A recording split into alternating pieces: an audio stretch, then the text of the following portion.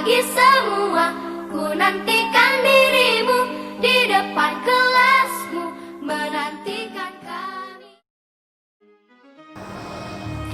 Bismillahirrahmanirrahim. Assalamualaikum warahmatullahi wabarakatuh. Selamat pagi siswa-siswi SMP Muhammadiyah 3 Depok. Semoga anak-anak semua dalam kondisi yang sehat walafiat tanpa kurang satu apapun. Baik, sebelum kita mulai pelajaran tarikh pada pagi ini, mari semuanya kita membaca basmalah terlebih dahulu. Bismillahirrahmanirrahim.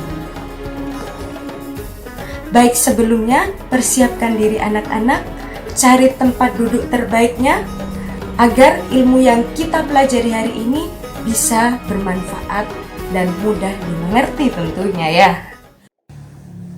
Baik anak-anak siswa-siswi kelas 8 Mugadeta, semoga tetap semangat belajar. Pada kesempatan yang lalu, Bu Rizka sudah mengirimkan beberapa peta konsep materi yang akan kita pelajari dalam satu semester ke depan. Semoga anak-anak bisa mengikutinya dengan baik dan semoga meskipun pembelajaran kita ini secara online atau secara daring, anak-anak bisa mengikutinya dengan baik dan bisa mengambil ilmu-ilmu yang bermanfaat bagi kita sebagai umat muslim tentunya. Materi yang pertama, kita akan membahas tentang as-sabiqunal awwalun. Nah, sebelum kita memasuki banyak hal tentang as-sabiqunal awwalun, tentunya kita harus mengetahui sebenarnya as-sabiqunal awwalun itu apa sih? Nah, mari kita bedah sedikit tentang as-sabiqunal awwalun. Pengertian dari as-sabiqunal awwalun. As-sabiqunal awwalun terdiri dari dua kata bahasa Arab. Yang pertama dari kata sabaqah yang artinya lebih dahulu. Yang kedua adalah al-awwalun yang artinya yang pertama. Jadi anak-anak, secara istilah as-sabiqunal awwalun adalah orang-orang terdahulu yang pertama kali masuk atau memeluk Islam. Bagaimana? Mudah dipahami anak-anak?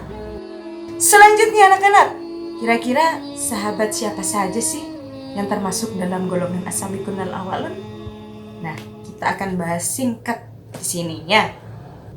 Dalam sejarah Islam, as-sabiqunal awwalun adalah para sahabat Nabi Muhammad SAW yang pada saat itu mereka belajar bersama Nabi di rumah Arqam dan mereka berjumlah berkisar 60 orang.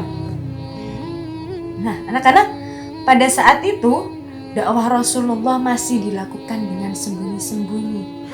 Rasulullah belum bisa berdakwah secara terang-terangan.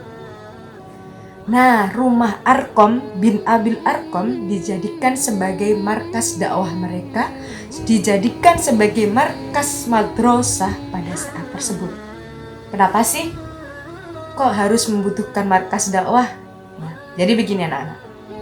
Dulu ketika Rasulullah SAW beserta para sahabat masih melakukan dakwah secara sembunyi-sembunyi, Rasulullah dan para sahabat hanya bisa berkumpul di lembah, di hutan, di pinggir sungai untuk belajar agama Islam. Bahkan pernah itu terjadi ya, ketika mereka belajar di lembah, tiba-tiba ada orang Quraisy datang. Wow, orang Quraisy itu datang mengganggu, bahkan merusak suasana belajarnya. Hingga pada saat itu sahabat Rasulullah SAW bertanya kepada Rasulullah, "Wahai Rasulullah, ketika kita terus-terusan berada dalam posisi yang seperti ini, ketika orang-orang Quraisy selalu mengganggu kita, bagaimana belajar kita ini bisa tenang, wahai Rasul? Sepertinya kita perlu satu tempat." Seperti itu, kurang lebih kata sahabat ya.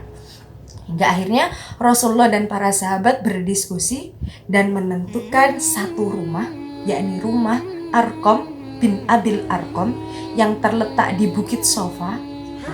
Dan rumah itu dijadikan sebagai markas dakwah dan markas pembelajaran Islam pada saat itu. Kenapa rumah Arqam bin Abil Arqam yang dijadikan markas dakwah?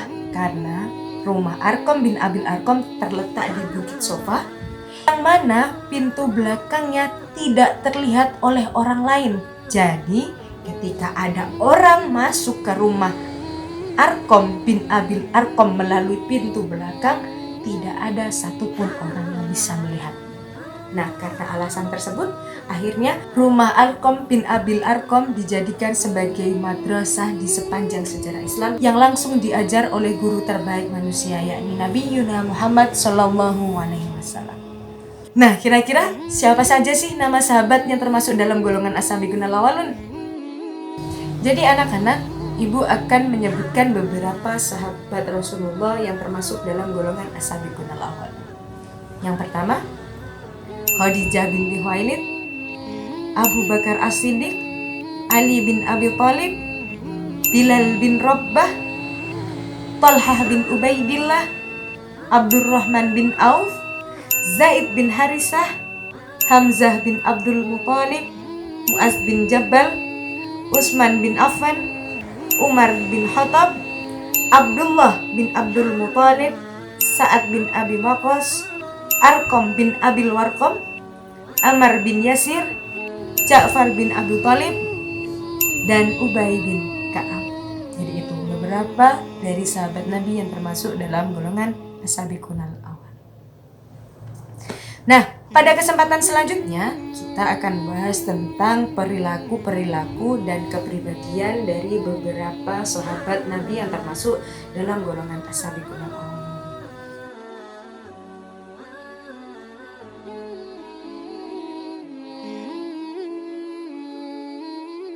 Nah, jadi anak-anak, sekian sedikit penjelasan dari video ini. Semoga sedikit penjelasan dari video ini bisa menambahkan wawasan kita. Mari kita akhiri pembelajaran pada kesempatan ini dengan membaca hamdalah bersama-sama. Alhamdulillahirabbil alamin. Anak-anak, jangan lupa tetap belajar di rumah, jaga kesehatan. Apabila anak-anak harus keluar, tetap patuhi protokol kesehatan. Semoga Allah selalu melindungi kita di setiap langkah kita, di setiap kegiatan kita.